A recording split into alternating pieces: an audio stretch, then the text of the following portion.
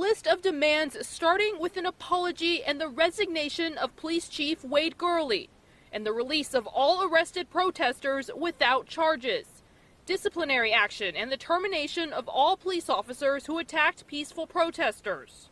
White silence is completely offensive.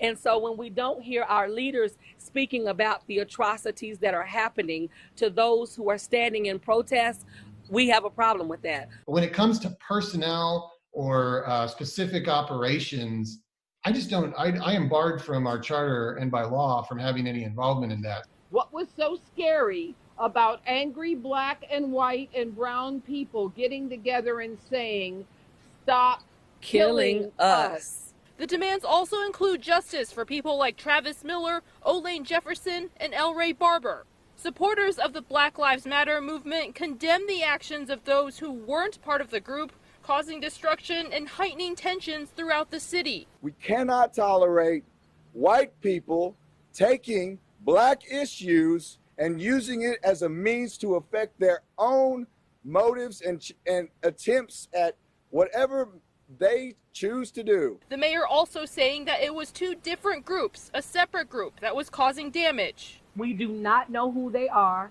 We knew that some had been identified by other people as outside instigators.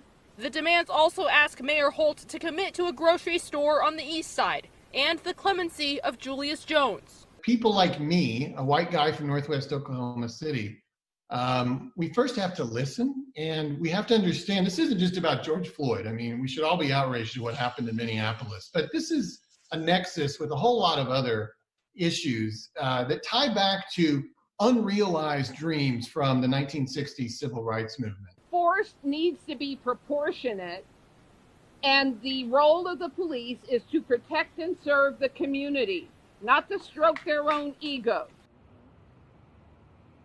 And BLM leaders say the planned part of the protest actually ended at 4:30 yesterday with the option to go to the state capitol. But everything that happened after that initial gathering at 36th and Kelly was not part of the planned event. Live at City Hall, Angela Shen, Oklahoma's